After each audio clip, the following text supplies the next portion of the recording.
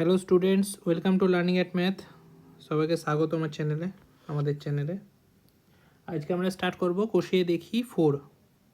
প্রথম 1 নম্বর অঙ্কটা করব না, 1 নম্বর অঙ্কটা একদম ইজি অঙ্ক, ওটা কমন সেন্সের অঙ্ক, সবাই পারবে। আমরা স্টার্ট করব 2 নম্বর থেকে, ঠিক আছে? প্রথম অঙ্কটা আমি একবার বলে দিচ্ছি মুখে। প্রথম অঙ্কটা কেবল এক্সাম্পল চেয়েছে, হ্যাঁ? প্রথম অঙ্কটা সবাই নিজে ট্রাই করবে, একদমই এক্সাম্পল সবাই দিতে পারবে ওগুলো, ঠিক আছে? আমরা 2 নম্বর থেকে স্টার্ট করব।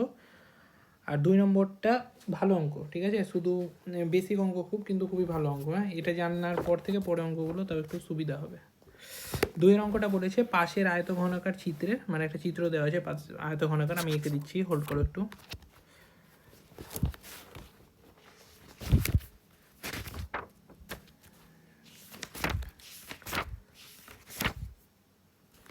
একটা আয়তঘনাকার চিত্র আছে, ঠিক আছে?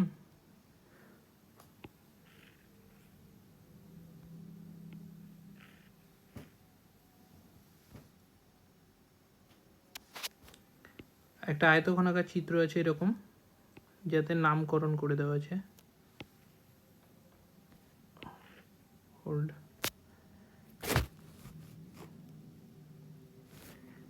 এটা এ, এটা বি, এটা সি, ডি, ঠিক আছে? আর ই, এফ, জি, এইচ। এটা ই, এফ, এটা জি, এটা এইচ, ঠিক আছে? আর আমাদেরকে চেয়েছে প্রথমে তলগুলো, চিত্রের তল। তো আমাদেরকে মাথায় রাখতে হবে একটা আয়তঘনকার চিত্রের, সেটা ঘনক হোক আর আয়তঘন হোক, ঠিক আছে? তলের সংখ্যা হবে সবসময় 6টা, তলের সংখ্যা সবসময় 6টা হবে, ঠিক আছে? ধারের সংখ্যা সবসময় কটা হবে? ধারের সংখ্যা সবসময় কটা হবে বলো? ধারের সংখ্যা সবসময় 12টা হবে, ঠিক আছে? আর শীর্ষবিন্দুর সংখ্যা সবসময় 8টা হবে। এটা মুখস্থ রাখতে হবে, হ্যাঁ?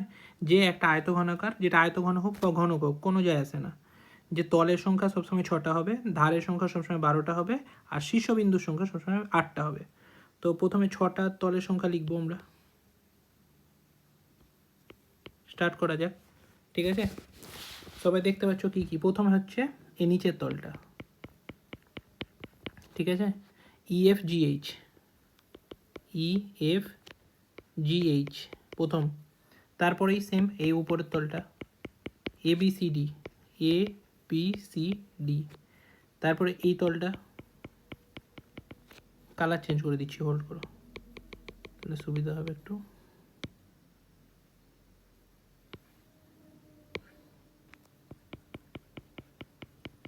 এই তলটা, ঠিক আছে? এই তলটার নাম হচ্ছে A D E F, A D E F. আর তার এই অপোজিট তলটা এটা বিসিজিএইচ, বিসিজিএইচ, ঠিক আছে? এটা নিচে লিখছি, এখানে সুবিধা হবে। বিসিজিএইচ 4টে হলো, আর দুটো বাকি আছে। আর দুটো হচ্ছে একদম এই সামনের এই তলটা,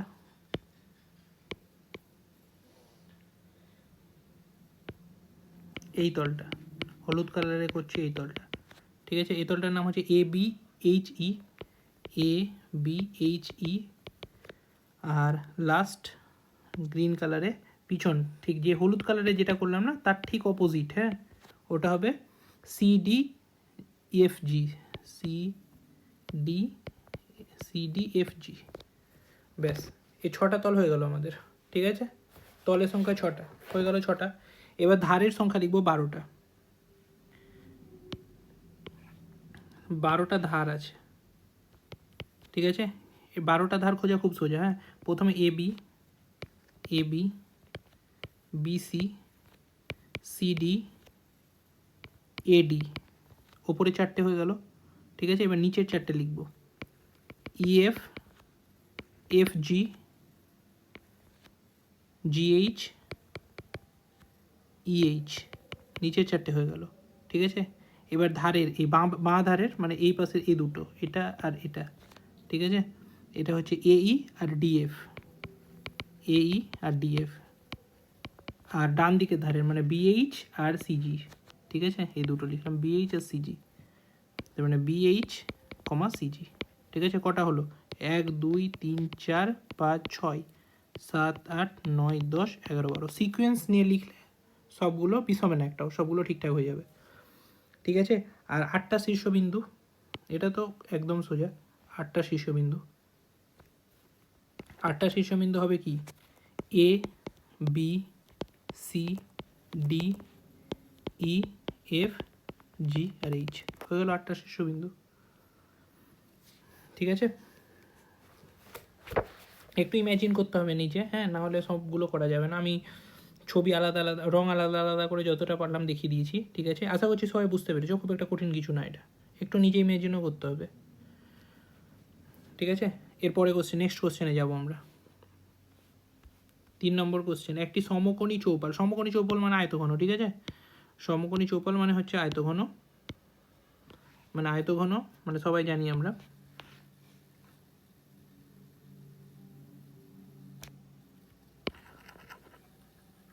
এটা আয়তঘন আঁকবো আগে, তাহলে একটু ইমাজিন করতে সুবিধাও হবে।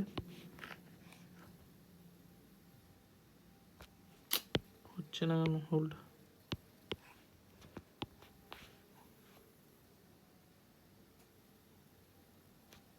হয়েছে হয়েছে।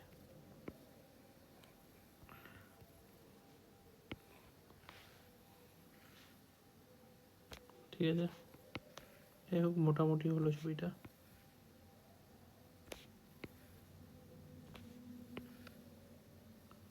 এটা একটা আয়তঘন, হ্যাঁ, মানে সমকোণী চৌপাল মানেই হচ্ছে আয়তঘন। দৈর্ঘ্য, প্রস্থ আর উচ্চতা, মানে এটা হচ্ছে দৈর্ঘ্য, এটা হচ্ছে দৈর্ঘ্য পুরোটা, এটা হচ্ছে প্রস্থ, আর এটা হচ্ছে উচ্চতা। ঠিক আছে, এটা হচ্ছে উচ্চতা। কি কি বলেছে, দৈর্ঘ্য 5 মিটার, দৈর্ঘ্য 5 মিটার, প্রস্থ বলেছে 4 মিটার, 4 মিটার, আর উচ্চতা বলেছে 3 মিটার, 3 মিটার। ওই ঘরে সবচেয়ে লম্বা যে দণ্ড রাখা যাবে তার দৈর্ঘ্য, সবচেয়ে লম্বা যে দণ্ড রাখা যাবে সেটা হচ্ছে কর্ণেরই সমান হবে। ঠিক আছে, এটা হচ্ছে কর্ণ। ঠিক আছে, এটা কর্ণ। যদি না বুঝতে পারো আর একটা ছবি দিয়ে দেখাচ্ছি, এইটা হচ্ছে কর্ণ। ঠিক আছে, এইখানেই এখানেই আমরা সব থেকে লম্বা যে দৈর্ঘ্যের যে লাঠি বা দণ্ড এটা রাখতে পারবো। তো কর্ণের দৈর্ঘ্য আমরা সবাই ফর্মুলা জানি, কর্ণের দৈর্ঘ্য সমান, আমরা কি জানি, √, ফর্মুলা আগে সব শিখিয়েছি আগের ভিডিওতে, দৈর্ঘ্য প্লাস প্রস্থ, দৈর্ঘ্য স্কোয়ার প্লাস প্রস্থ স্কোয়ার প্লাস উচ্চতা স্কোয়ার। ঠিক আছে, এটাকেই আমরা এইভাবে লিখতাম, A square plus B square plus C square, কারণ এ সমান দৈর্ঘ্য ধরতাম, বি সমান প্রস্থ ধরতাম, আর সি সমান উচ্চতা ধরতাম। তাহলে অতএব √, এর ভ্যালু কত, 5, 5-এর স্কোয়ার, প্লাস বি এর ভ্যালু 4, 4-এর স্কোয়ার, প্লাস সি এর ভ্যালু 3, 3-এর স্কোয়ার। ঠিক আছে, √, 5-এর স্কোয়ারের ভ্যালু 25, 4-এর স্কোয়ার 16, আর 3-এর স্কোয়ার 9, কত হয়, 25 আর 16, 41, আর 9, 50। ঠিক আছে, 50, √50। ঠিক আছে, তাহলে √25 × 2, ঠিক আছে, 5√2।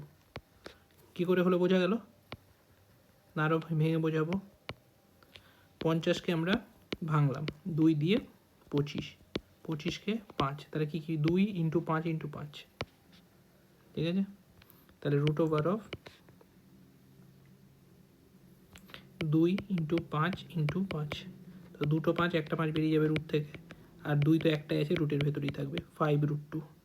কর্ণের দৈর্ঘ্য এত মিটার, তাহলে অতএব 5√2 মিটার এর সর্বোচ্চ দণ্ড রাখা যাবে। বোঝা গেল এটা? ঠিক আছে, এরপর নেক্সট কোশ্চেনে যাই। 4 নম্বর কোশ্চেন, একটি ঘনকের একটি তল, ঘনক বলে দিয়েছে মানে কি, দৈর্ঘ্য প্রস্থ উচ্চতা তিনটেই সমান এবং তিনটে আমরা এ ধরবো। ঠিক আছে, আমরা জানি এটা আগে থেকেই। তাহলে আগে একটা ঘনক আঁকি, এটা একটা ঘনক, ঠিক আছে, কি বলেছে যে একটি তলের ক্ষেত্রফল, ঠিক আছে, একটা তলের ক্ষেত্রফল বলে দিয়েছে। তাহলে আমরা ধরি ঘনকের প্রত্যেকটি তলের দৈর্ঘ্য, প্রত্যেকটি তলের দৈর্ঘ্য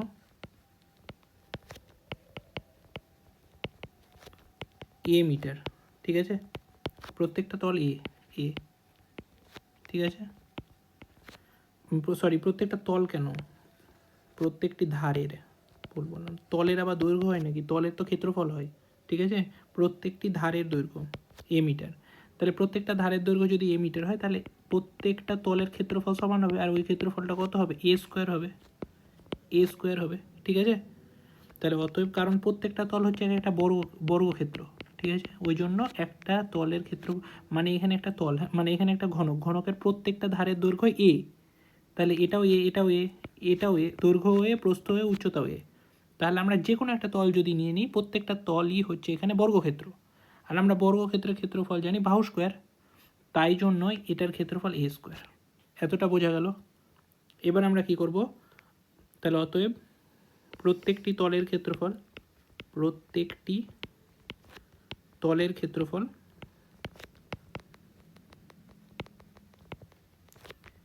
এ স্কোয়ার বর্গমিটার, হ্যাঁ, বর্গমিটার। তাহলে অতএব প্রশ্নানুসারে বা শর্তানুসারে যা ইচ্ছা লিখতে পারো, প্রশ্নানুসারে এ স্কোয়ারের ভ্যালুই হচ্ছে 64, এটাই বলে দিয়েছে আমাদের। তাহলে এর ভ্যালু হচ্ছে প্লাস মাইনাস, এর কিন্তু ভ্যালু হবে প্লাস মাইনাস √64, হ্যাঁ, আর প্লাস মাইনাস 8, হ্যাঁ, কিন্তু এর ভ্যালু তো নেগেটিভ, -8 তো হতে পারে না, হতেই পারে না, কেন, কারণ দৈর্ঘ্য কোনো দিন নেগেটিভ হয় না। তাহলে আমরা অতএব a = 8, যেহেতু a ≠ -8, ঠিক আছে। তাহলে অতএব আমরা লিখব ঘনকের আয়তন হিসাব করি। তাহলে ঘনকের আয়তনের ফর্মুলা বলো। আমরা সবাই জানি ঘনকের আয়তনের ফর্মুলা কত হয়, আমরা জানি ঘনকের আয়তনের ফর্মুলা হয় a কিউব। কেন a কিউব, কারণ ঘনকের আয়তন হচ্ছে, আয়তন কি হয়, দৈর্ঘ্য ইন্টু প্রস্থ, হ্যাঁ, ইন্টু উচ্চতা, তাই তো, আমি এটা ব্র্যাকেটে করছি, হ্যাঁ, দৈর্ঘ্যর ভ্যালু এ, প্রস্থর ভ্যালু এ, উচ্চতার ভ্যালু এ, কারণ তিনটে সমান তো, তাই জন্য এ কিউব হয়, ব্যাস এটাই কারণ। তাহলে এ কিউবের ভ্যালু কত, 8 কিউব, 8 কিউবের ভ্যালু হচ্ছে 512, ঠিক আছে, 8 8 64, 64 × 8 হচ্ছে 512। বোঝা গেল এতটা, একদম সোজা অঙ্ক, হ্যাঁ। তাহলে অতএব ঘনকটির আয়তন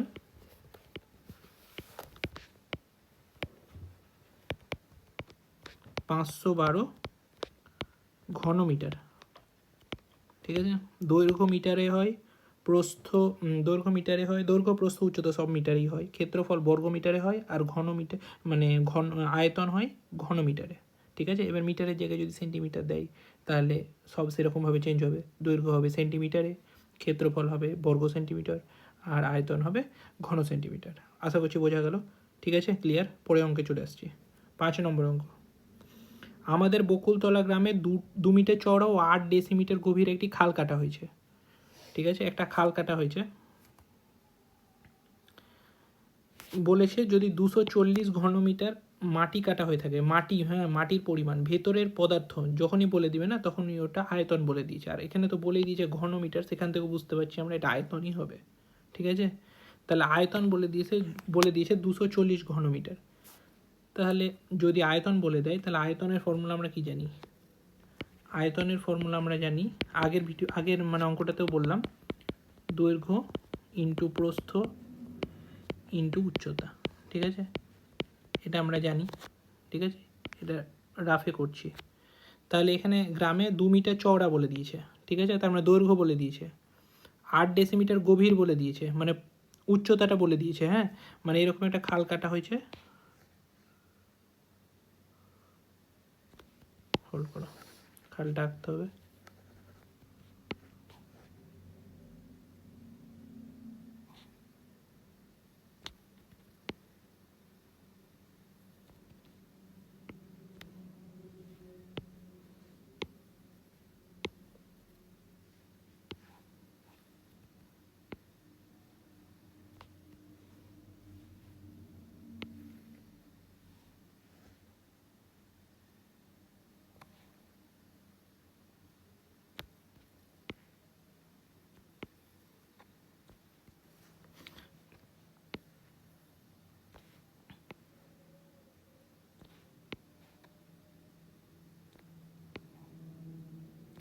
ঠিক আছে, মোটামুটি এরকম একটা খাল আছে, ঠিক আছে। এই খালটার বলে দিয়েছে 2 মিটার চওড়া, তাহলে এটা 2 মিটার, ঠিক আছে। এটা হচ্ছে 2 মিটার, 2 মিটার এটা চওড়া, 8 ডেসিমিটার গভীর, মানে এটা হচ্ছে 8 ডেসিমিটার, এবং 8 ডেসিমিটারটাকে আমি দৈর্ঘ্য এখানে আমি বলে লিখে দিচ্ছি আগে, হ্যাঁ। দৈর্ঘ্য সমান হচ্ছে 2 মিটার, ঠিক আছে। উচ্চতা, প্রস্থ বলেনি কিন্তু এখানে, উচ্চতা বলেছে। উচ্চতা বলেছে 8 ডেসিমিটার, আর এটাকে আমি মিটার করে নেব। 8 ডেসিমিটার মানে হচ্ছে 0.8 মিটার, ঠিক আছে। এবার 8 মানে হচ্ছে 0.8 মিটার, এটা গভীরতা, এটা হচ্ছে গভীরতা, মানে এখানে উচ্চতাটা। তাহলে আমাকে বার করতে হবে প্রস্থটা, হ্যাঁ। কত লম্বা হিসাব করি, হ্যাঁ, কত লম্বা হিসাব করি, ঠিক আছে। এটা প্রস্থই বলে দিয়েছে, ঠিক আছে। এই প্রস্থ ধরি প্রস্থ x মিটার ধরে নিলাম। তাহলে অতএব আয়তন, আয়তন মানে আমরা কি জানি, দৈর্ঘ্য ইন্টু প্রস্থ ইন্টু উচ্চতা, লিখে দিয়েছি আমি ফর্মুলা এখানে। তাহলে দৈর্ঘ্য হচ্ছে 2, উচ্চতা হচ্ছে 0.8, প্রস্থ হচ্ছে এক্স, তার মানে কত হবে এটা, 8 2 16, 1.6x, ঠিক আছে। তাহলে শর্তানুসারে বা প্রশ্নানুসারে যা ইচ্ছা লিখতে পারো, শর্তানুসারে 1.6x ইকুয়ালস টু 240, এক্সের ভ্যালু 240 বাই 1.6, দশমিক উপরে গেল, 8 দিয়ে কাটবো, 8 দিয়ে 2 300, 2 দিয়ে কাটবো 150, তাহলে এক্সের ভ্যালু 150 মিটার, ঠিক আছে। তাহলে অতএব খালটি কত লম্বা, তো অতএব খালটি 150 মিটার লম্বা, ঠিক আছে, বোঝা গেল আশা করছি। এরপরে নেক্সট কোশ্চেন, 6 নম্বর কোশ্চেন বলেছে একটি ঘনকের কর্ণের দৈর্ঘ্য 4√3 মিটার। কর্ণের দৈর্ঘ্যের ফর্মুলা আমরা সবাই জানি, তারপর বলেছে ঘনক মানে প্রত্যেকটা ধার যার সমান। তাহলে কর্ণের দৈর্ঘ্যের ফর্মুলা আমরা লিখে দিই আগে এখানে। কর্ণের দৈর্ঘ্যের ফর্মুলা হচ্ছে a√3, ঠিক আছে, যেখানে এ হচ্ছে বাহু, বাহুর দৈর্ঘ্য, বাহুর দৈর্ঘ্য বা ধারের দৈর্ঘ্য যা ইচ্ছা বলতে পারো, ঠিক আছে। ঘনকটি সমগ্র তলের ক্ষেত্রফল চেয়েছে। সমগ্র তলের ক্ষেত্রফলও আমরা সবাই জানি, সমগ্র তলের ক্ষেত্রফল হচ্ছে 6a²। কী করে 6a² হলো, যদিও আমি আগের ভিডিওতে একদম ডিটেলে বুঝিয়েছি যে কেন এটা 6a² হলো, আরেকবার আমি বলে দিচ্ছি। এটা একটা ঘনক যার প্রত্যেকটা ধার সমান, ঠিক আছে, প্রত্যেকটা ধার এ এ এ, হ্যাঁ। তাহলে এর একটা ধারের ক্ষেত্রফল, যে কোনো একটা ধারের ক্ষেত্রফল, হ্যাঁ, যে কোনো একটা তলের, সরি কত ধার বলছি, তলের ক্ষেত্রফল কত, a²। এটাও যদি আমি ধরি, যে কোনো একটা তল ধরতে হবে, সব তলের ক্ষেত্রফল সমানই হয় ঘনকের জন্য, a²। কটা তল আছে আমরা শিখলাম প্রথম কোশ্চেনে, 6টা। তার মানে a² করে এরকম করতে করতে করতে 6টা a² যোগ করলে কত হয়, 6a² হয়। ওই জন্য সমগ্র তলের ক্ষেত্রফল 6a²। ব্যাস, এগুলো তো গেল ফর্মুলার বোঝানো, ঠিক আছে। এবার অঙ্কে আসি আমরা। একটি ঘনকের কর্ণের দৈর্ঘ্য 4√3 ধরি, ঘনকের প্রত্যেকটি ধারের দৈর্ঘ্য, যেহেতু প্রত্যেকটা ধার সমান হয়, প্রত্যেকটি ধারের দৈর্ঘ্য a সেমি, ঠিক আছে। তাহলে অতএব কর্ণের দৈর্ঘ্য কত হবে, কর্ণের দৈর্ঘ্য হবে a√3 ফর্মুলা, ঠিক আছে। কী করে a√3 এলো সেটা আর একটু বলে দিচ্ছি এখানে। এটা কর্ণের দৈর্ঘ্য, হ্যাঁ, সরি, এটা হচ্ছে কর্ণের দৈর্ঘ্য, এইটা, ঠিক আছে, এটা হচ্ছে কর্ণের দৈর্ঘ্য, ঠিক আছে। এবার কর্ণের দৈর্ঘ্যর ক্ষেত্রফল কী হয়, সরি ফর্মুলা কী হয়, √/, দৈর্ঘ্য স্কোয়ার প্লাস প্রস্থ স্কোয়ার প্লাস উচ্চতা স্কোয়ার, আর প্রত্যেকটাই হচ্ছে সমান। তাহলে দৈর্ঘ্য এ, তার মানে a², প্রস্থ a², উচ্চতাও a²। তার মানে এটা কত হবে, √3a²। তার মানে এ তো স্কোয়ার বেরিয়ে যাবে, এ রুটের বাইরে, আর √3 রুটের ভেতর থাকবে। তাহলে কর্ণের দৈর্ঘ্য a√3 হলো। তাহলে প্রশ্ন অনুসারে প্রশ্ন কর্ণের দৈর্ঘ্য বলে দিয়েছে। এ রুট থ্রি ইকুয়ালস টু 4√3, √3 কাটবে, এর ভ্যালু 4, মানে প্রত্যেকটা ধারের দৈর্ঘ্য আমরা পেয়ে গেলাম। ঠিক আছে, এবার সমগ্র তলের ক্ষেত্রফল বলেছে, তাহলে অতএব সমগ্র তলের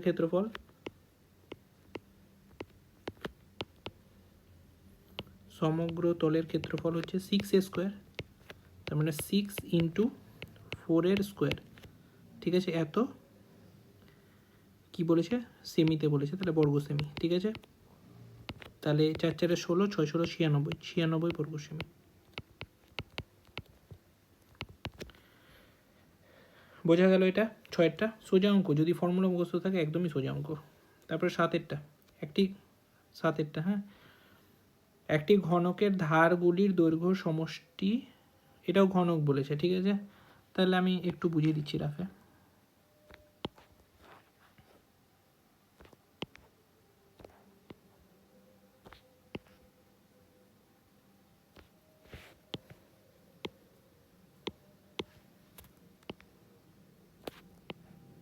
এটা একটা ঘনক যার প্রত্যেকটা ধারের দৈর্ঘ্য আমরা সমান জানি, একটা ধরে নিলাম এ। ধারগুলির দৈর্ঘ্যের সমষ্টি, কটা ধার হয়, আমরা প্রথম অঙ্কে যাচ্ছি। ঠিক আছে, প্রথম অঙ্কে আমরা কি শিখলাম, 2 নম্বর অঙ্ক যেটা, যে টোটাল ধার হয় 12টা, সেটা একটা আয়তঘন হোক আর ঘনক হোক, যাই হোক না কেন, তলের সংখ্যা, ধারের সংখ্যা আর শীর্ষবিন্দুর সংখ্যা সমান থাকে। ঠিক আছে, এবার অঙ্কে যাই। ঠিক আছে, আমরা কটা ধার দেখলাম, 12টা। ঠিক আছে, চলো এবার অঙ্কে যাওয়া যাক। 7-এর অঙ্কটা কি বলেছে, ঘনকের ধারগুলির দৈর্ঘ্যের সমষ্টি 60। তাহলে প্রথমে ধরি ঘনকের প্রতিটি ধারের দৈর্ঘ্য a সেমি।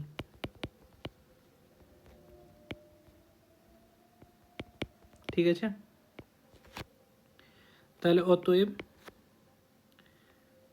ঘনকের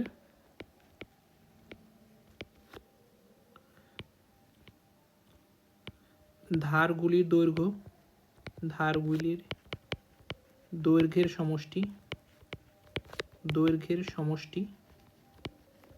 12a, 12a, কারণ 12টা যেহেতু ধার থাকে ওই জন্য 12a।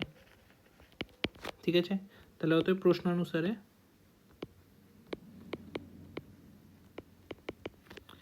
12a equals to 60। ঠিক আছে, তাহলে a এর ভ্যালু 60/12 মানে 5 সেমি, প্রত্যেকটা ধারের দৈর্ঘ্য 5 সেমি। তাহলে ঘনফল বার করতে বলেছে, তাহলে অতএব ঘনফলের দৈর্ঘ্য কত, ঘনফল মানে কি, আয়তন। তাহলে আমরা আয়তনের দৈর্ঘ্য জানি, আয়তনের ফর্মুলা হচ্ছে দৈর্ঘ্য ইন্টু প্রস্থ ইন্টু উচ্চতা। হ্যাঁ, তাহলে দৈর্ঘ্য ইন্টু প্রস্থ ইন্টু উচ্চতা, তিনটেই তো সমান ঘনকের ক্ষেত্রে, তার মানে a কিউব। ঠিক আছে, তাহলে ঘনকের ফর্মুলা, ঘনফল হচ্ছে a কিউব, মানে 5-এর কিউব, তার মানে 125 ঘন সেমি। বোঝা গেল, ব্যাস এইটুকুই অঙ্ক, এটা একদম ছোট অঙ্ক। তারপরে 8 নম্বর কোশ্চেনে যাই। নেক্সট কোশ্চেন, যদি একটি ঘনকের 6টি পৃষ্ঠতলে, এটাও ঘনক, হ্যাঁ, আর ফর্মুলা বলবো না, এবার অঙ্ক করবো ডিরেক্ট। যদি একটি ঘনকের 6টি পৃষ্ঠতলের ক্ষেত্রফলের সমষ্টি 216 বর্গ সেমি, ধরি ঘনকের প্রতিটি ধারের দৈর্ঘ্য a সেমি। কটা তল থাকে, 6টা তল থাকে, প্রত্যেকটা তলের ক্ষেত্রফল কত, a², তার মানে টোটাল পৃষ্ঠতলের ক্ষেত্রফল কত হবে, এখানে বলেও দিয়েছে যদিও 6টি। ঠিক আছে, তাহলে 6টি পৃষ্ঠতলের ক্ষেত্রফল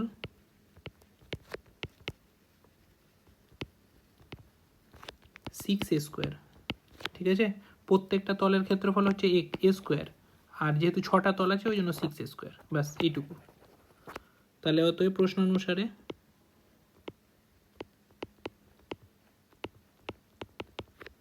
6a² ইকুয়ালস টু 216। ঠিক আছে, তার মানে a² ইকুয়ালস টু 216/6 কত হয়, ছয় দিয়ে কাটবে, 3 × 6 = 18, 6 × 6 = 36, ঠিক আছে। তাহলে এ স্কোয়ারের ভ্যালু 36, তার মানে এর ভ্যালু কত? 6, এর ভ্যালু হচ্ছে √36, তার মানে 6। তাহলে অতএব প্রতিটি বাহুর দৈর্ঘ্য 6 পেয়ে গেলাম। তাহলে আমাকে বার করতে কী বলেছে? ঘনকটির আয়তন। তাহলে অতএব আয়তনের ফর্মুলাও আমরা জানি a কিউব, আয়তন = a কিউব, তার মানে 6-এর কিউব, মানে তার মানে 216, 6-এর কিউব 216 হয়, ঠিক আছে। 6-এর কিউব মানে কি? 6-এর কিউব মানে হচ্ছে 6 × 6 × 6 মানে 216, ঠিক আছে। এত কিছু লেখার দরকার নেই, ডিরেক্ট 6-এর কিউব মানে 216 মনে মনে গুণ করবে। অতএব আয়তন বেরিয়ে গেল, ঠিক আছে, হয়ে গেল অঙ্ক, ঠিক আছে। 8-এর অঙ্কটা কমপ্লিট। এরপরে 9-এর অঙ্ক, হ্যাঁ,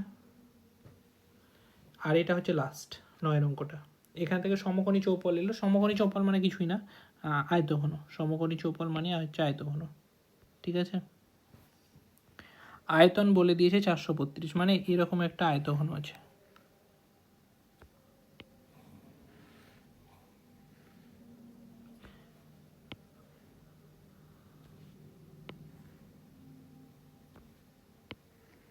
চেষ্টা করছি যাতে একটু ইমাজিনেশন দিয়ে অঙ্কগুলো করার, তাহলে বুঝতে সুবিধা হবে। দিয়ে বলেছে আয়তন 432, ঠিক আছে।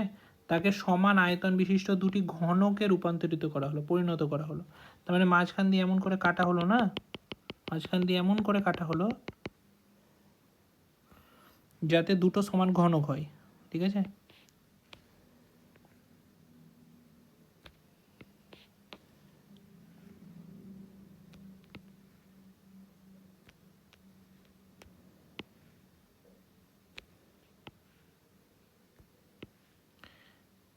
ঠিক আছে, এটা বাঁ দিকের ঘনক।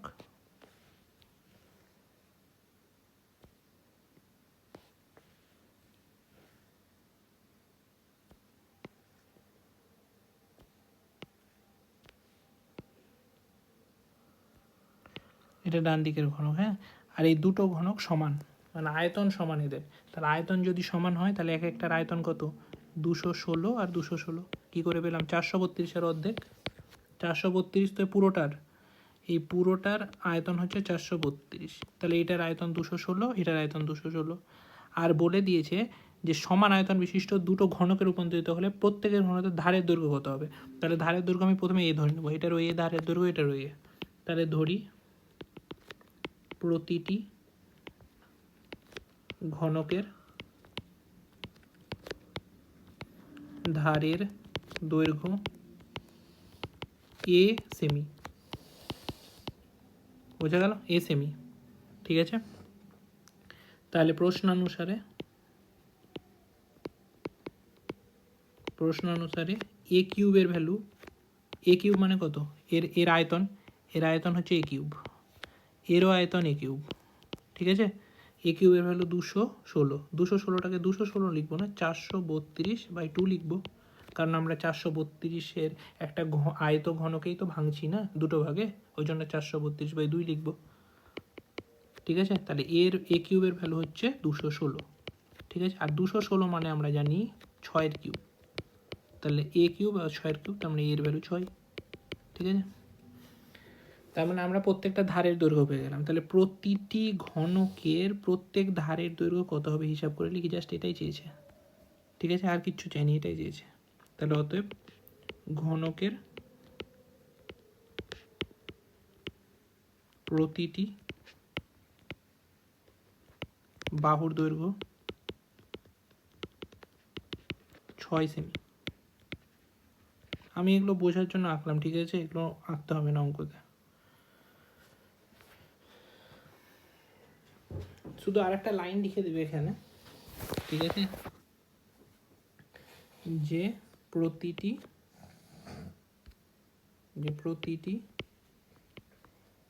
ঘনকের আয়তন